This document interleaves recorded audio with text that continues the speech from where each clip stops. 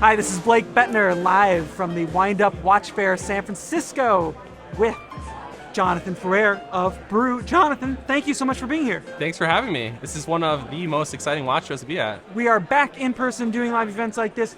You have had you've had a really exciting past couple of years. A lot of demand for some of your new products, which is great. Also terrible because I can't buy one of your metrics at the show.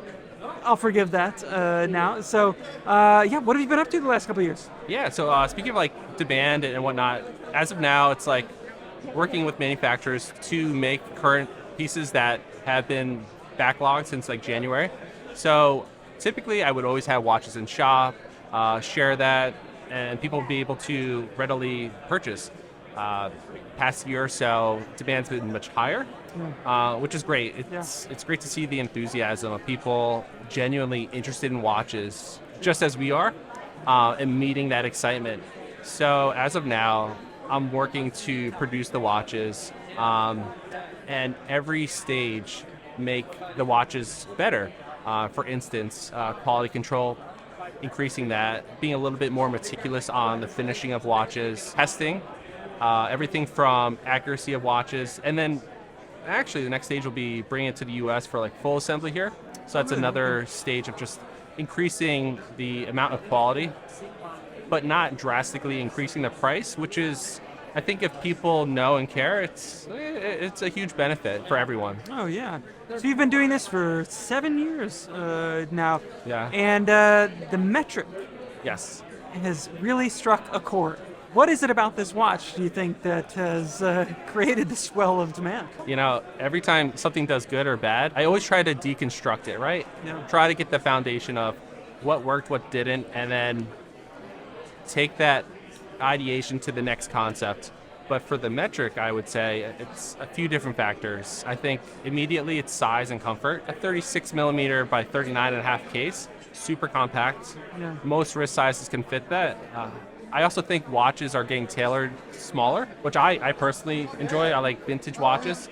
And then the amount of finishing on the bracelet to the case. And then like the final exciting factor, I think, is the asymmetric case. Yes. And the layout of the dial. And you've used color wonderfully here. So you initially launched with 2 different color schemes, and then you've just recently added a few additions to the collection. Yeah. It's when I do that, it's more of an experiment, more of a test. Sometimes I try to excite and surprise myself. So if somebody sees a new color, they're like, wow, how long have you been working on that?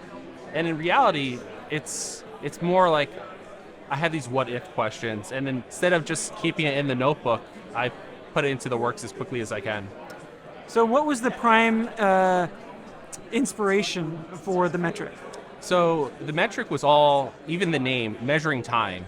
And the idea of Brew in general is about your coffee time, especially pulling a shot of espresso. So And there's an Easter egg on this watch. there is. In regards to this, right? So if you know, it's exciting. If not, it's real subtle. Yeah. And the way I use color, it's to highlight specific areas of extracting a shot of espresso, that 25 to 35 seconds. Yeah.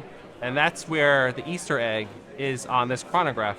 Most watches, oxygen level, diving, whatever it is, this was my niche for Brew. And I thought it was special, and I wanted to do it in a clever way. Yeah. Clearly, from the name, this is something that has been the base of a lot of your designs and inspired a lot of the design language and how this brand is kind of built on the foundation of these things. How important has that been to you as you've grown over the past 7 years? That's a really good question.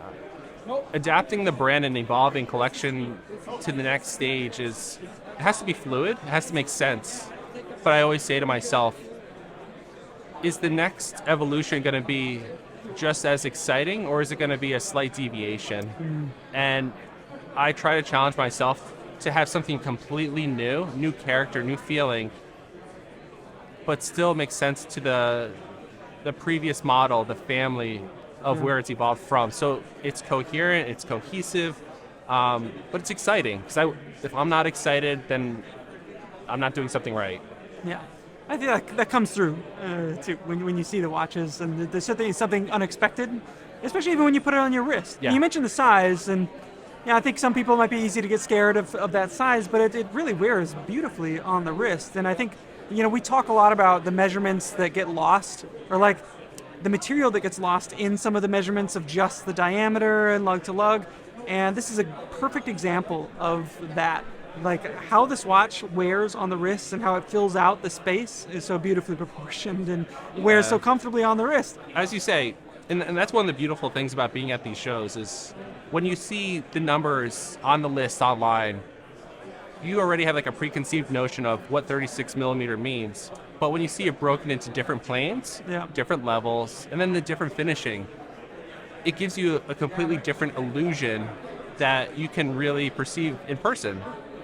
It is, and this is a watch that you have to go hands-on with. I think a big part of how it wears so well and it evenly distributes the heft, what little of it there is the width of the bracelet that sits flush with the case. There's kind of a nice ratio here from the diameter all the way to the taper of the bracelet. The flow is important. So even the polished chamfer on the bracelet flows into the polished edges of the case. So everything makes sense. I'm actually working on leather bands. I just finished up. So you can if you wanted to. But a generic band, if you just pieced it together, it would be like an uncomfortable step and then down. Yeah. So I worked on a beautiful leather strap that actually flows integrated into the case. So metric owners can have a particular specific band that matches their watch. It's just trying to meet people's needs, but in a way that's like well designed and thoughtful. Yeah, no, it's beautiful, and it's something that you don't really think about when you put it on. It just kind of melts away, and it's not there when you don't need it. I might quote you for that. So it's beautiful. So you have struck a nice balance between using some automatic movements, some quartz movements, and it really just kind of seems to vary, like thematically with the watch, if it makes sense. And I like that you're not afraid to kind of go, all right, for this movement it makes sense. In this watch, of course, movement makes sense. Yeah. You have some other beautiful examples at your desk that have some automatic movements as well. Is there a thought process behind that, or like? Yeah. Most importantly, I like to work with people that I had experience with in the past, in particular Seiko. So I always enjoyed using Seiko automatics. They're reliable. I know the movement inside and out, how it works with the watch, the dimensions. And so the Mecha Quartz a few years ago were becoming more popular. Yeah. And so I felt like I was pioneering that movement and how it worked. And I saw that people enjoyed it. And you're seeing it a lot more nowadays too. I think the initial kind of fear about repulsion around it is kind of gone, and people are like, there's really something unique here, and there's something to appreciate, and you can use it in ways that you couldn't put an automatic movement in this and get the same layout. This is actually a modified movement. So this is the VK68. There's technically supposed to be a 24-hour timer. So we modified it to remove the 24-hour timer and really put emphasis on the subdials that you would use the most for the chronograph, which is your 60-minute counter and active seconds. So it's like taking what is already an amazing movement and just making it slightly more specific to the user's function. So given the popularity of this watch in particular, how do you see this evolving over the coming months and years? Good question. So I think this particular watch and how it measures time, the layout of the markers and such, will change completely. So that's going to get essentially gutted, so to speak. But the case style is what I'm going to evolve into the next collection. So it'll be in the same family case style-wise, but movement-wise, dial layout-wise, and how it actually pertains to espresso machines, a little foreshadowing, will be night and day. And that's, the idea is, if a Brew owner has this watch, what would make them excited about the next evolved model, right? Yeah. So it's giving everyone something special to look forward to. Well, it turned out just beautifully, and congratulations. Thanks, Blake. I'm still bummed I can't buy one of these days. One of these days, soon, they'll yes. be available. Yes. No, thank you again, though, for being here. It's been a huge treat. It's always a pleasure to talk to you. Warner Wild's doing amazing stuff, so good to be here. Thank you, Blake. Thanks, Jonathan. All right. Take care, and thank you again for swinging into the San Francisco Windup Watch Fair. Until next time, take care.